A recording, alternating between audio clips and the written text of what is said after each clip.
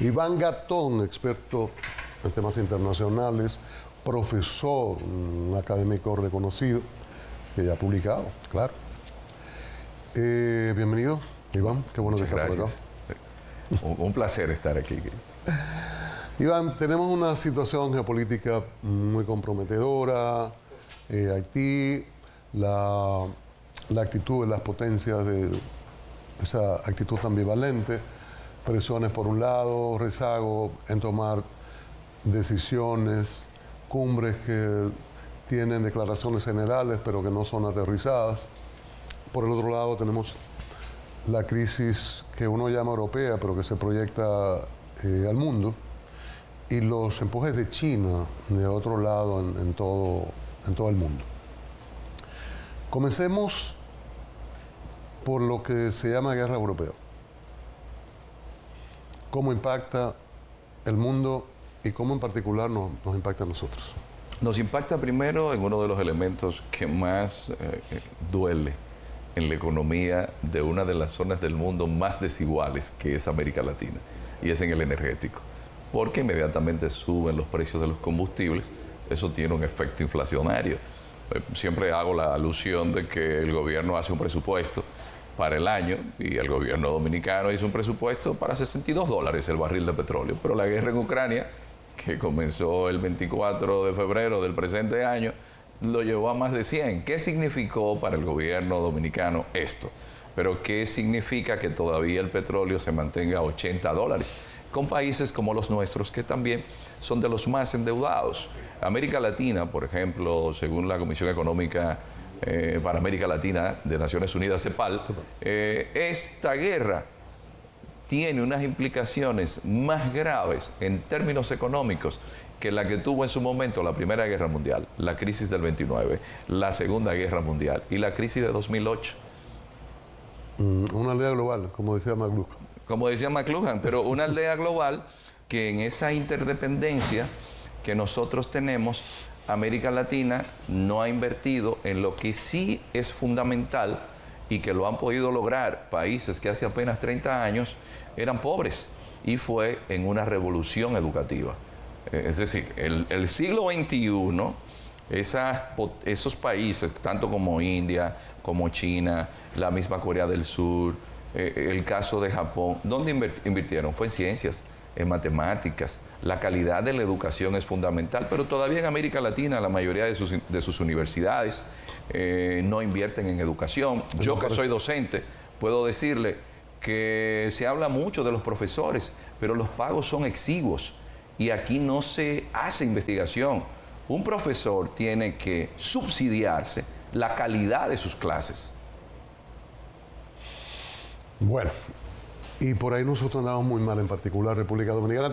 Colocamos el dinero, pero el retorno parece que va a tener que esperar muchos años. Cristian, yo estoy en la actualidad trabajando con personas que aspiran a entrar al servicio exterior, a la maestría en el servicio exterior. Y para mí es preocupante que hay gente que yo he examinado que no saben cuántas provincias tiene el país. Hay gente que yo le he preguntado que en qué provincia queda San Rafael del Yuma. Personas que yo le he preguntado que dónde queda la provincia María Trinidad Sánchez y no saben. Jarabacoa. No. Y un dato importante, y esto es una alerta para el sistema educativo dominicano: los colegios bilingües, porque no estamos hablando que los que aspiran ahí son los muchachos que vienen de los extractos más bajos del país, porque la diplomacia no está dedicada a esos sectores. Sí. Es muy excepcional en ese caso. No manejan el español bien, no saben escribir en español. Pero peor aún, no tienen la historia dominicana, no la manejan. Tómense los padres que tienen a sus hijos en colegios caros, bilingües, y se van a dar cuenta que ustedes están formando muchachos que no tienen ningún sentido de arraigo con el país al cual pertenecerán su vida entera, por más ciudadanos que se hagan de otro país. Entonces, si esa es la gente que tiene un nivel alto de educación y no conocen de historia, usted le pregunta quién era el presidente cuando, es una pregunta que yo hago, ¿quién era el presidente cuando fue el magnicidio a Trujillo? Y no lo saben. Incluso gente del colegio más caro de este país, yo llegué a preguntarle, ¿usted me puede decir cuándo fue la segunda invasión de los Estados Unidos a República Dominicana? Y no saben decir que fue en 1965. Y te dijeron, la invasión militar a Ucrania se suponía que era algo de una semana. O sea, bueno, Putin hace unos cálculos, esto será breve, se ha extendido mucho. Y de repente en los últimos días lo que vemos es ataques de Ucrania en territorio ruso, según reportes de prensa, lo que indica que eso se va a extender y es la mayor desgracia para la humanidad. Pero los cálculos militares... Pero además, ¿cómo terminarla? ¿Qué es lo que pasa? Porque China en un momento habló de que busquen entendimiento, Turquía también hizo el planteamiento, y ha habido algunas voces importantes. Y China, sobre todo China, que es sostén de alguna medida de Rusia, ha dicho que vayan al diálogo. ¿Qué es lo que pasa? ¿Y hasta dónde esto podría extenderse? Lo que pasa es que esa guerra es la más clara señal de un nuevo orden mundial.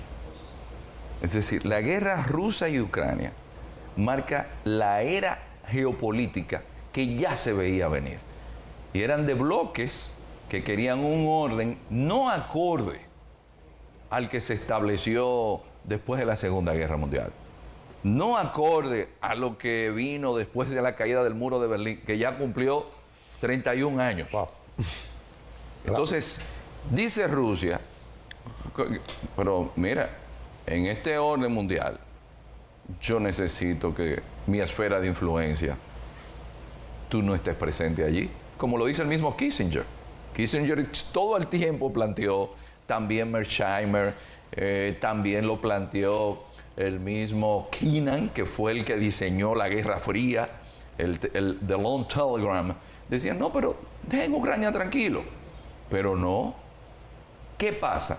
Que esta guerra en Ucrania permite entonces que India, y ya lo vemos, India tomó distancia, se fue de otro lado, China se fue de otro lado, pero Turquía emerge y es incluso el interlocutor válido, que no lo ha sido Naciones Unidas, para permitir sacar el grano de Ucrania. Sí. ¿Qué indica esto?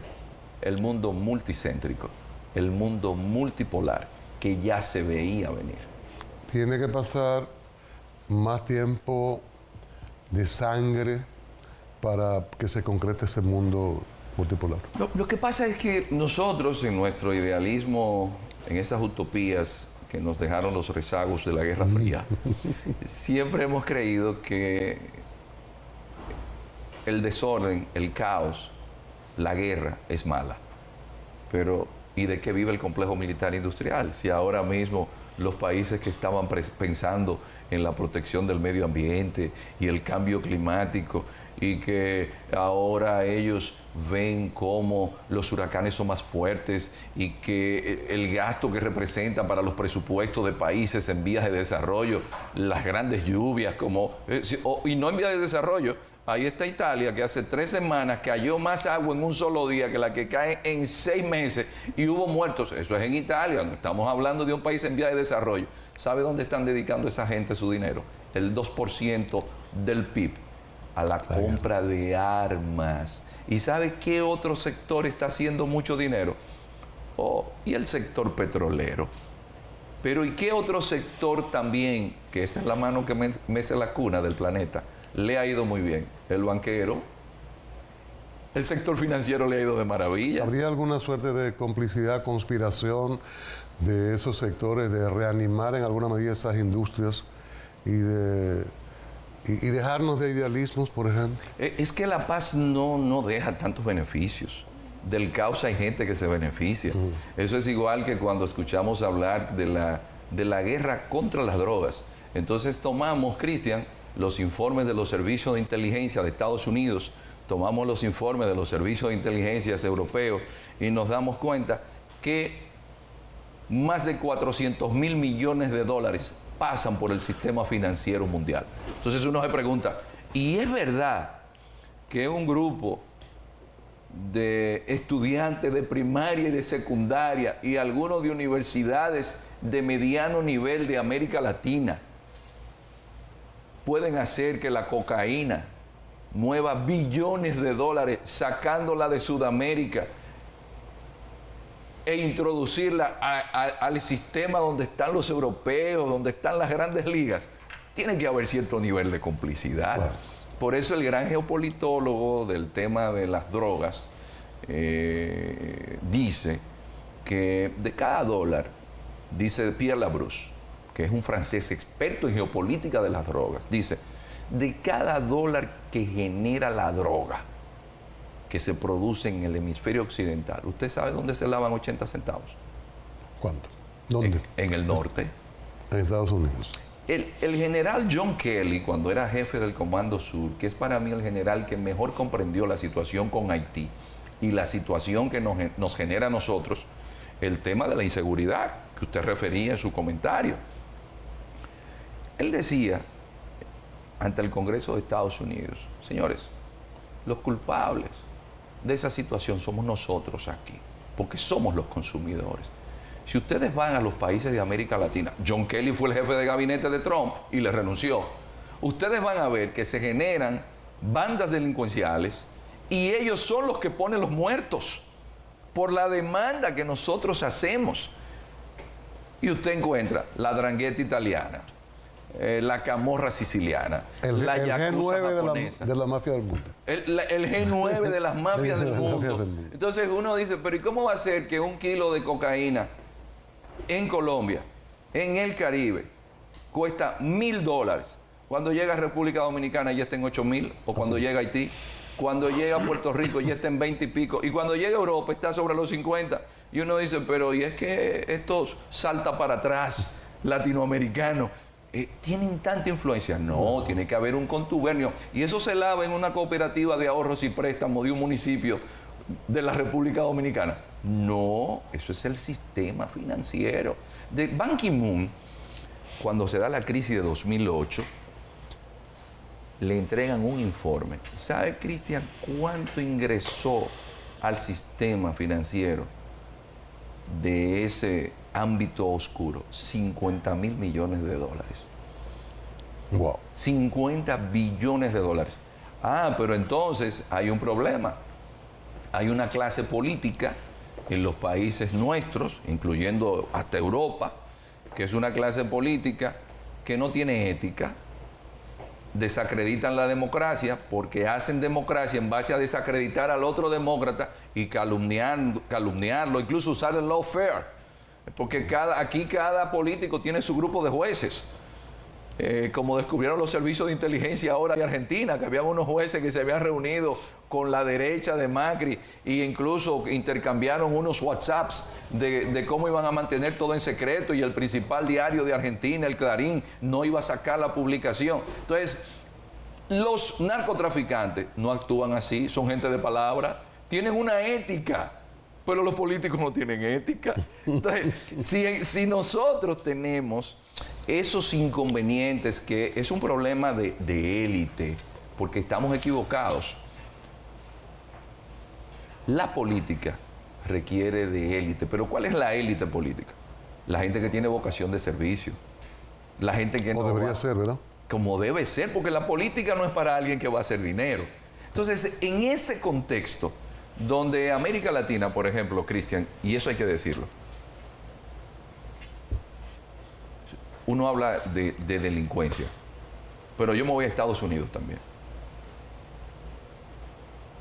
Miles de muertos. Brasil, más de 25,000 a 30,000 muertos, porque hay dos pandillas, que son dos pandillas que dirigen. La MS-13, la MS-18 en Centroamérica. Pero Estados Unidos está lleno de pandillas. Es más, Chicago tiene zonas que parece el salvaje oeste. Nueva York, los atracos están... Yo estaba en Nueva York la semana pasada. Ahora están rentando unas pasolitas que usted la toma y el GPS las ubican y usted la deja donde sea. La usan para atracar también. Y me decían los alumnos que yo fui a dar unas clases. En los trenes, mucha inseguridad también. Tenga cuidado. Entonces, ese nivel de inseguridad, ¿de dónde viene? de ese negocio de las drogas. Entonces yo creo que estamos en el mundo occidental, y eso fue algo que lo decía Putin. Usted sabe cómo ven los rusos y cómo ven los chinos al mundo occidental. Un mundo decadente, metido en drogas, y que Cristian Jiménez, que se ha pasado su vida entera estudiando, no es tan influencer como Puffy Dodi, que es un marihuanero que es reconocido. Y me decía un embajador amigo mío, embajador, eso me recordó a Dato Pagán una vez que estaba un poco en éxtasis y preocupado por cómo veía que venía el mundo, y me dice, usted sabe lo que yo he invertido en ese muchacho para que me diga que quien él admira, que su arquetipo, su referente es Puffy Dodi, un marihuanero, porque si es el Che Guevara, uno dice, bueno, aunque sea una revolución va a ser ese muchacho, pero no es posible. Y eso es lo que el mundo occidental lamentablemente está vendiendo. Cuando yo vi lo que premió Time como canciones del año, que no lo voy a mencionar, me dio una depresión. Pero volvamos para liquidar el tema de esta guerra. ¿Qué va a pasar? ¿Se va a mantener esto el año 2023? El mundo, China, por ejemplo, Estados Unidos, Europa, tendrían la necesidad de cortar esto. Hay un fuerte invierno ahora, hay incertidumbre con relación a Europa y los suministros de combustible para frío. ¿Qué va a pasar? ¿Es sostenible? ¿Esto se va a mantener el 23? La industria de la guerra debe prevalecer por encima de la paz mundial. Sí, pasa que nosotros estamos hablando de Ucrania, pero hay muchos otros conflictos que están por ahí en el mundo, incluso con embargos, con cientos de miles de niños que no se sabe si van a sobrevivir. Pero me voy a Ucrania, porque el tema de la hipocresía y de cómo solamente nos enteramos de lo que los medios de comunicación les interesa ver. Y a mí Madeleine Albright de verdad que me dejó muy frustrado cuando al momento de hablársele de la guerra del coltán, que habían muerto más de 3 millones de niños en el África, eso no fue preocupante para ella, o el hecho de que murieran 1 millón de niños en Irak, y ella dijo sin ningún prurito que eso era el costo de la guerra, y le dijeron, pero es 1 millón de niños, y ahí fue como que ella se dio cuenta, y eso es verdad, pero sí, 1 millón de niños, y ahí fue como que ella se dio cuenta. Y una monja, que es la principal asesora de Naciones Unidas en temas religiosos, Karen Armstrong, escribió un libro. Y dijo, ¿y cómo es posible que los niños de África no duelan? ¿Cómo es posible que los niños del Asia no duelan? Pero Ucrania está dejando ahora un cambio en la economía mundial que resulta interesante. Sucede que Estados Unidos aprobó una ley, porque la guerra no va a depender si se termina o no de Ucrania, porque Ucrania depende de que la OTAN le supla la inteligencia, le supla los más de 60 mil millones de dólares que según The New York Times, Estados Unidos le ha dado. Es que ahora las inversiones que estaban en Europa, hasta la Volvo, hasta la Volkswagen, le dijo al gobierno alemán, mira, Estados Unidos aprobó una ley que yo voy a tener incentivos, yo me voy. ¿Que tú qué? Y dice, sí, porque yo era competitivo, porque el gas que me llegaba de Rusia, estamos hablando de que el gas que llegaba de Rusia era un gas que no contaminaba, es un gas que le salía 3 veces más barato, pero Estados Unidos vende más gas, pero las inversiones se van ¿para dónde? Para Estados Unidos, en Texas, por ejemplo, porque la energía, siempre que se habla de competitividad, y nosotros sabemos de eso aquí, se habla del costo energético. Una empresa, ArcelorMittal, que es la principal empresa siderúrgica del mundo, y la industria del automóvil necesita ese tipo de inversión en energía, porque gasta mucha energía. ¿Sabe para dónde se va a ir? A Texas. Entonces Macron juega el rol de von der Leyen, la presidenta del Consejo Europeo, y llega a Estados Unidos en una visita oficial y le dice a Biden, pero oye, yo soy el que estoy pagando la guerra, los refugiados ucranianos se me han ido para mis países. ¿Sabe cuánto cuesta cada refugiado ucraniano en un suelo europeo le sale por más de 450 euros. Pero aparte de eso, las empresas mías se están yendo donde ti. Entonces Biden dijo, mira, yo voy a revisar, porque hasta Corea del Sur se quejó. Pero ¿quién es que le está yendo mejor con la guerra? William Fulbright toma un discurso de Dwight Eisenhower, y yo siempre recalco en el mismo tema, porque Eisenhower decía que el complejo militar industrial iba a ser una amenaza para la democracia. Y es verdad, porque Juan Bosch recoge en el pentagonismo sustituto del imperialismo la misma tesis, pero una figura que no se habla mucho de él y que para mí es uno de los hombres que marcó el siglo XX. En un momento dado, dice él, el doctor Martin Luther King, me ha recomendado que no hable de la guerra en Vietnam, con esa voz de barítono tan hermosa que tenía, que me dedique a hablar solamente del tema de los derechos civiles. Pero sucede que cuando veo la proporción de afroamericanos en Vietnam con relación a los blancos, somos más. Pero andamos con los blancos en Vietnam, pero no podemos vivir en el mismo suburbio en Chicago. Pero aparte de eso, estoy preocupado porque la calidad de vida de nosotros es muy baja y el dinero que debería invertirse en obras sociales, en mejorar la calidad de vida, se está yendo al complejo militar e industrial. Y he llegado a una terrible y trágica conclusión. La guerra es la peor enemiga de los pobres. Aquí lo que estamos perdiendo somos todos los pobres del mundo. Vamos a comerciales y continuamos este encuentro extra con Iván Gatón, experto en asuntos internacionales. Iván, Latinoamérica, Lula asumirá el 1 de enero. Cristina Kirchner, por otro lado, acaban de condenarla. En Perú sigue la inestabilidad. En Chile se maneja el presidente ahí en zigzags. ¿Cómo ve este cuadro y hacia dónde va Latinoamérica? Bueno, lo primero es que vimos lo del lawfare, es decir, utilizar la justicia para llevar a Lula a la cárcel. Exacto. Pero también aquí hay un elemento interesante, que hay un filósofo que hay que leerlo, Byung-Chul Han, que nos habla de la infocracia, es decir, de cómo la democracia va a estar determinada por los algoritmos matemáticos, lo que nos demostró Trump con Cambridge Analytics. Exacto. Y es que Bolsonaro tenía un servidor que estuvo enviando noticias falsas 2 años antes de las elecciones. Y eso es importante tomarlo en consideración, porque siempre en las redes sociales Bolsonaro le llevó ventaja a Lula. ¿Y qué queda Brasil? Queda un Brasil dividido. Es decir, un Brasil que está postrado.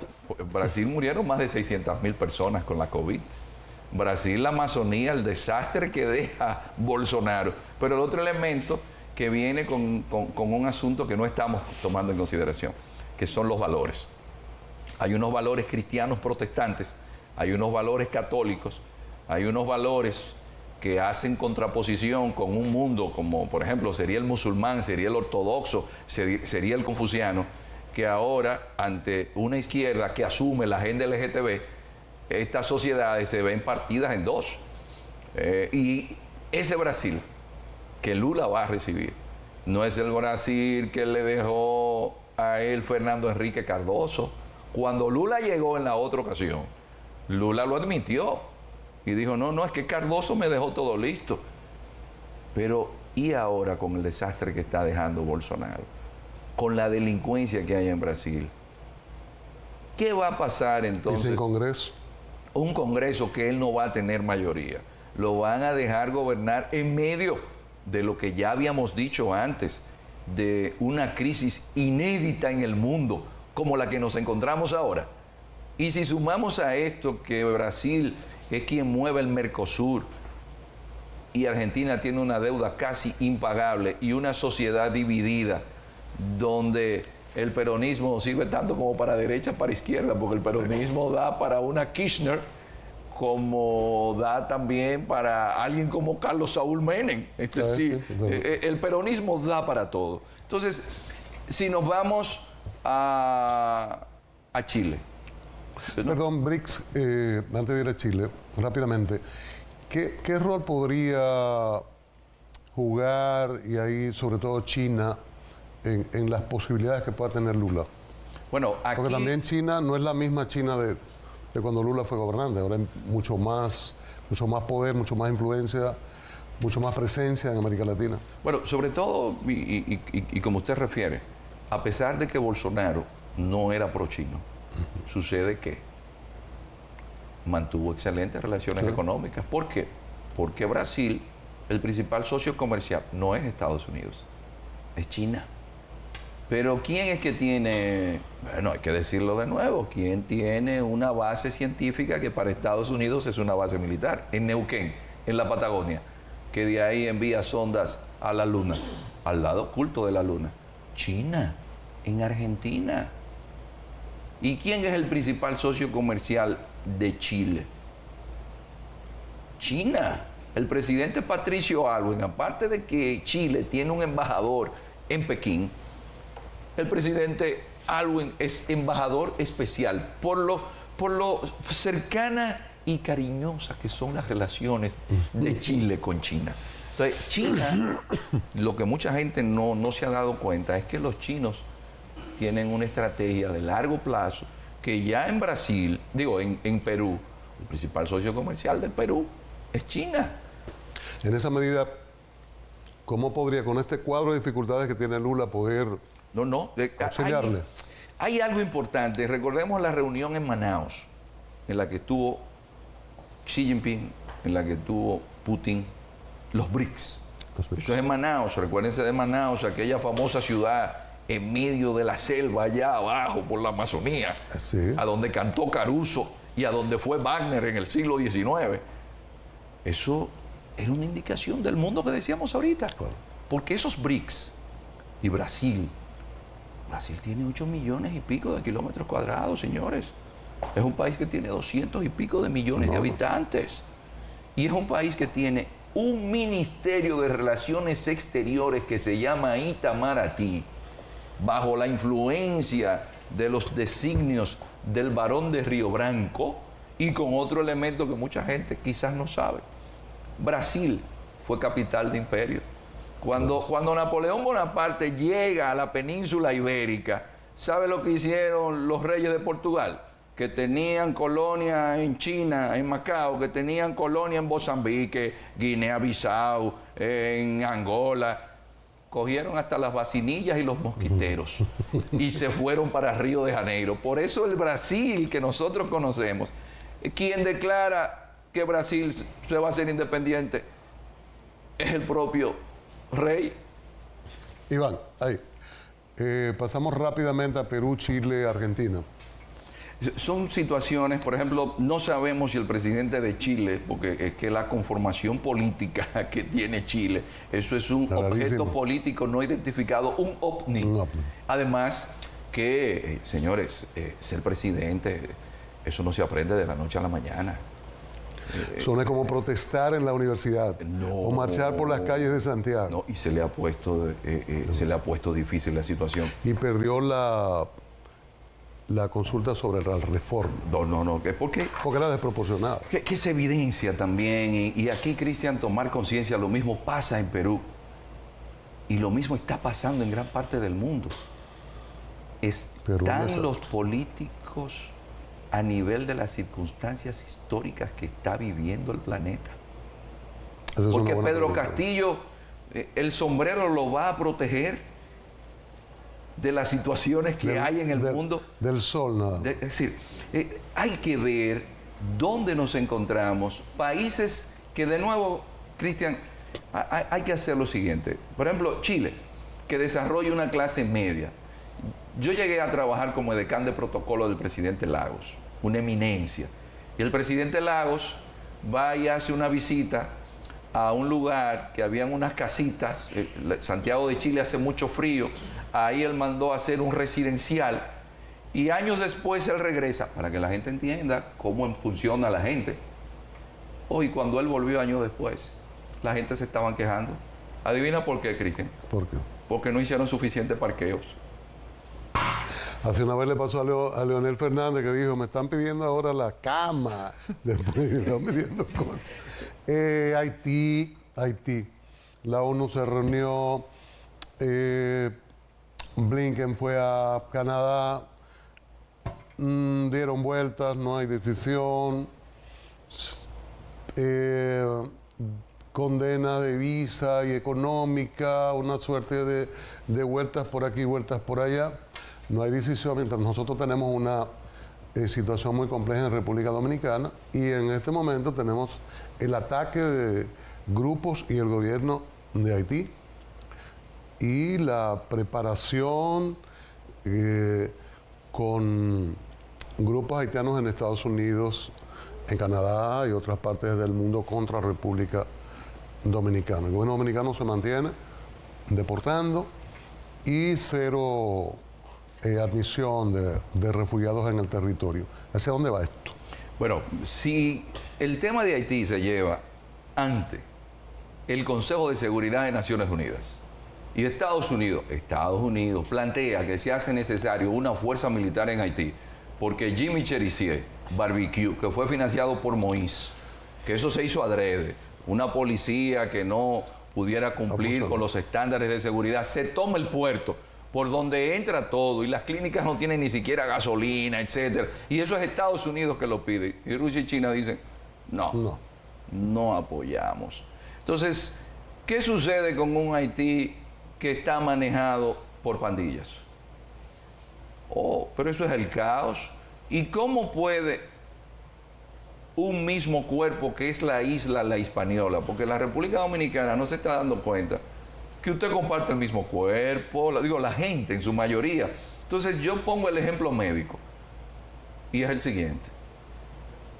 Hay un cáncer en una zona de ese cuerpo. Eso va a ser metástasis tarde o temprano. Porque, ¿y cómo un Haití que tiene más habitantes que República Dominicana? Y siempre en menos territorio no cultivable, que no tiene posibilidad de vida, se van a quedar la gente ahí.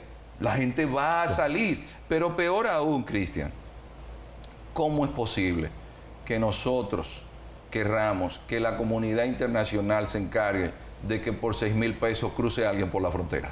Porque eso no es problema de la comunidad internacional. No es un problema de la comunidad internacional que existan empresarios que hayan sido irresponsables con su país. Porque esto no es un problema solamente político.